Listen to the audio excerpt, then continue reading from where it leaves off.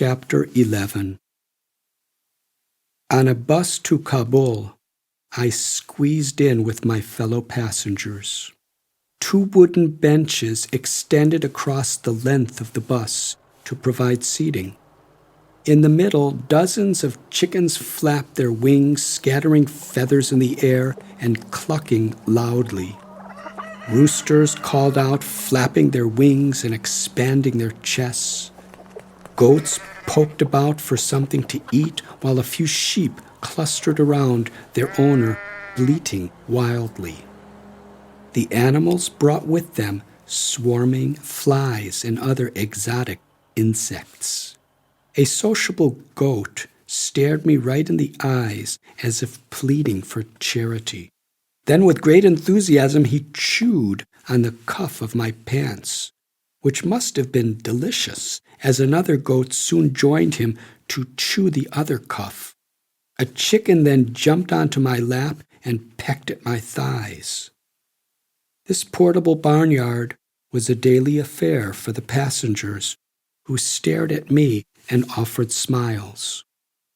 Perhaps they were experiencing a type of culture shock, too, seeing a strange creature like me, dressed in gray pinstripe jeans, my gray turtleneck, and long wavy hair. The bus stopped, and all the human passengers poured out into the desert, where they laid down their prayer rugs and offered prayers toward the holy city of Mecca. Only the animals and I remained on the bus. I had once read that humans without a spiritual path are like 2-legged animals. Though I had been exploring and learning about many different religions, I still felt I had no one clear path. While the devout Muslims prayed outside, I felt I was among my colleagues in the bus. Once the imperial capital of the Mughal Empire, Kabul was a beautiful city. High on a mountainous plateau, surrounded by snow-covered peaks. I knew it was the capital and most important city in Afghanistan. Here I reunited with Jeff and Ramsey. They had already been in Kabul for about a week and were eager to continue the journey down the famous Grand Trunk Road to India. We planned to travel across the Khyber Pass together into Pakistan. Early one morning, we set out for the bus stand where Jeff bought our tickets. Before boarding, however, all passengers were required to present their documents to immigration officials who stood outside the bus. Jeff and Ramsey stood before me in line, and after passing through the formalities, they boarded the bus. But when my turn came, there was a stir of confusion. One official snatched my passport and dragged me into the immigration office. To my dismay, the bus driver revved the engine and roared off, taking my ticket with him. Jeff and Ramsey had carried it on the bus, not realizing I'd been left behind. Another immigration official, it turned out, had mistakenly written the wrong date for my departure. Realizing their mistake, they released me. Stranded alone in Kabul, I wondered how to proceed. It was unthinkable to hitchhike alone through the Khyber Pass, infamous as one of the most lawless lands on earth. I had heard frightening stories during my travels about this borderland between Afghanistan and Pakistan. Stories of foreboding cliffs and warlike tribes who accepted no law.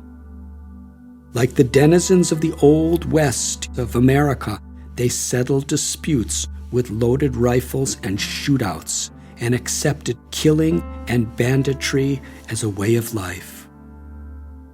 I had heard stories of tourist buses being stopped at gunpoint, passengers being robbed and sometimes killed, and how bus companies had to pay the tribal leaders to protect their buses from such violence. I did not know how true these stories were, but certainly this was no place to find out. What was I to do now? I had no money to purchase a bus ticket. Alone, I walked the streets of Kabul, wondering about my destiny. The day passed in this way. With the night came the freezing cold. I had no warm clothes and nowhere to go. The full moon was like a block of ice. Trembling, I sat down on a lonely roadside, closed my eyes in meditation, lifted my harmonica to my lips, and poured out a song from my heart. Sometime later, when I opened my eyes, a shapely young woman stood in front of me, her dark blonde hair flying in the cold wind. She looked upon me with pity.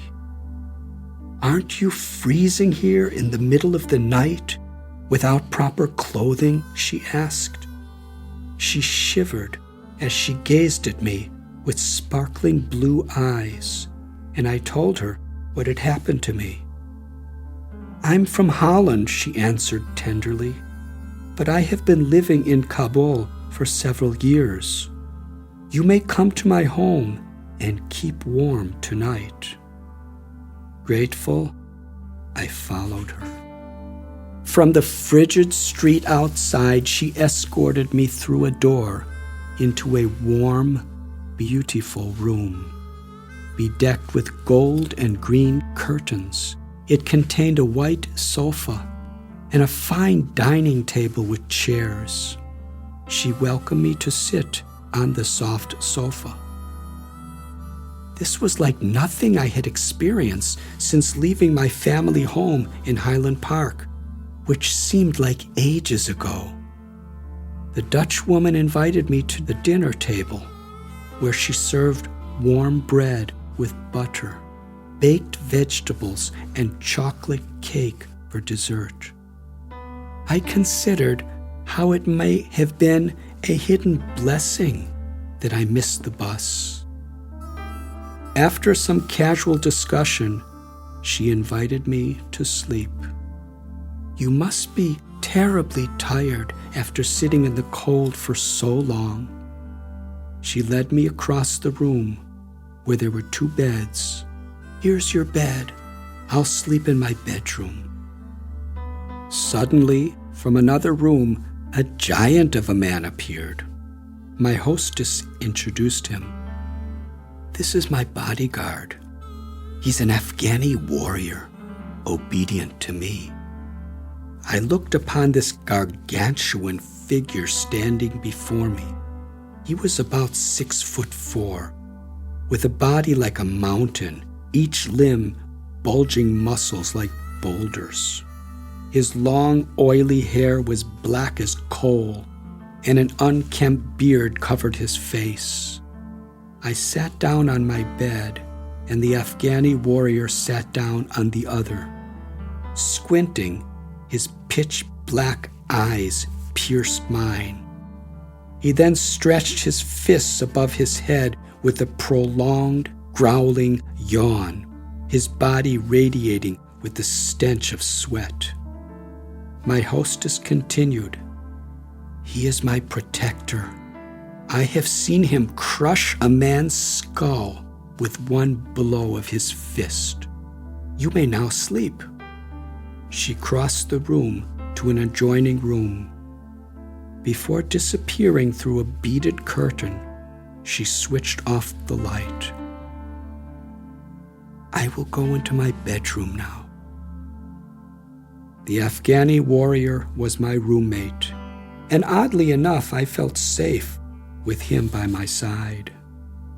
The house was so warm and comfortable that as I lay my weary body in bed, I felt fortunate. How would I have survived the freezing night if this friendly woman had not taken pity on me. Pulling up the soft blanket, I savored the experience as I drifted into sleep.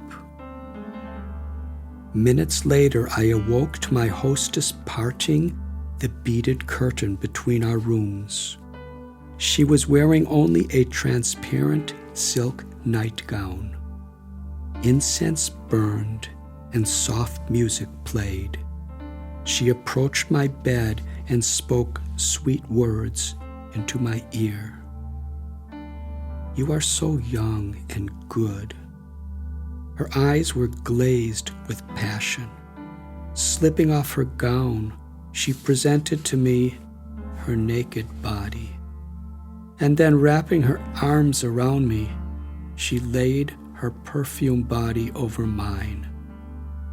Bewildered, I struggled to focus on the purpose of my journey. "I'm sorry," I said. "I don't want this. Please let me sleep," I pleaded. Undaunted, she tried to arouse me in various ways. "Please leave me alone," was all I could say. Tormented, I lay there like a dead, cold fish. In a frenzy of passion, she whispered in my ear, "If you don't satisfy my desire, my bodyguard will crush your skull. You can't escape." Scorned, she cried for his help. The warrior sprang from his bed, bounded across the room, and stood over us. "Submit or die. Submit, submit or die," he growled. My mind was reeling. As my seductress continued her efforts to overcome me, I lay under her, trembling. Meanwhile, the Afghani warrior towered over us. He yanked my hair and roared, "Submit or die, submit or die." The words were like bombs exploding in my head. Questions rushed through my mind. Was this a nightmare? Must I surrender to her or die? Why was this happening to me? In a flash, with all my strength, I heaved the woman off me, grabbed my bag and shoes, and raced to the door, leaving my sleeping bag behind. She screamed. The bodyguard roared and lunged to capture me, but I dodged him. With all my might, I bolted through that door and burst into the street. The warrior was close behind. Seething with wrath, he wailed. I ran without once turning back, terrorized by the thought of his mammoth fist crushing through my fragile skull. I ran and ran and ran. Somehow, I escaped. Once again, I was alone, with nowhere to go, in the middle of the night. As I wandered the deserted streets of Kabul, I realized that the freezing cold night that I had previously dreaded was now providing shelter to me. The icy moon that had chilled me to the bone was radiating warmth that nourished my weary mind. Walking with no direction, I was free. Gazing into the stars, I contemplated the powers of passion. Sex could be a gift of God, but when it becomes an obsession, it plunders all intelligence, and people are driven to abominable acts to satisfy their lust. When passion is frustrated, people lose all good sense. I thought about the fact that throughout history there had been saints in all traditions who raised beautiful families utilizing sex as a divine offering. Then I began to wonder why, throughout the same history, many saints took the vow of celibacy. The more I pondered, the more I tried to answer my own question. Maybe they realized the charm of the opposite sex to be a distraction from their exclusive dedication to God. Maybe they were determined to direct that powerful energy toward prayer and devotion. Maybe this was what I too was looking for. Certainly, it would explain why I had turned my back on Irene in Italy. Love is the offering of the heart, I thought. Pure love must be selfless, without selfish motives. As the full moon rose higher over Kabul, casting rays on the mountains, a vow arose in my heart to remain celibate for the remainder of my life. Embraced by the bitter cold wind, I prayed to God to help me to keep my commitment. As the sun rose above the panoramic mountains of Kabul, I hurried to the bus stand, wondering what the future would hold. To my relief, Jeff had sent my ticket back with the returning bus driver. He included a little money as well. Before boarding the bus, I turned to look upon the city of Kabul one final time. On this mountainous plateau of Afghanistan, I had taken a significant step on my internal journey toward enlightenment, praying to accept a difficult vow that I was determined to follow. I felt deeply grateful. Through my window, steep cliffs arose in an arid land. On the slopes, poor farmers toiled to grow a few sparse crops. Clearly, the rugged desert mountains secluded these people of the Khyber Pass in their own world. The local people toted rifles on their shoulders, and some slung straps of bullets around their chests for protection. As the bus jounced along, we passed ammunition factories where primitive rifles were made available to all. At a distance, I saw long caravans of camels with cargo strapped to their backs, sauntering along the dusty paths. The bus jerked and rattled over potholes, straining forward through the Khyber Pass. As I peered out the window, I could picture Alexander the Great on his march to invade India in the 4th century BC. Genghis Khan's bloody Mongol invasions here in the 13th century. Massive Mughal armies led by their emperors marching through to conquer and plunder the subcontinent, and British soldiers being slaughtered by the tribesmen. For generations, bloodshed and death had been daily affairs for the local Pashtun tribes. Although the struggle for survival took its toll on tribal members' faces, they appeared also to be stamped with a type of austere grace. Remembering all the ghastly tales about them, I now felt happy to honor these people through my bus window. In the evening, the bus let us out in Peshawar, Pakistan. My curiosity led me to a tranquil old woman in a black veil sitting on the footpath. In front of her, she spread a piece of burlap cloth on which she displayed varieties of trinkets. I stepped closer to see what this grandmotherly soul was selling. Brass knuckles. She was selling brass knuckles, studded with razor-sharp spikes designed to penetrate flesh and rip it apart on extraction. These weapons of cruelty were ornamented with semi-precious jewels. She directed me to press a hidden button on the brass knuckles, and when I did, whoosh, A blade shot out. My head reeled. The old woman insisted that I bargain with her, but I politely went on my way. India was only one country away now.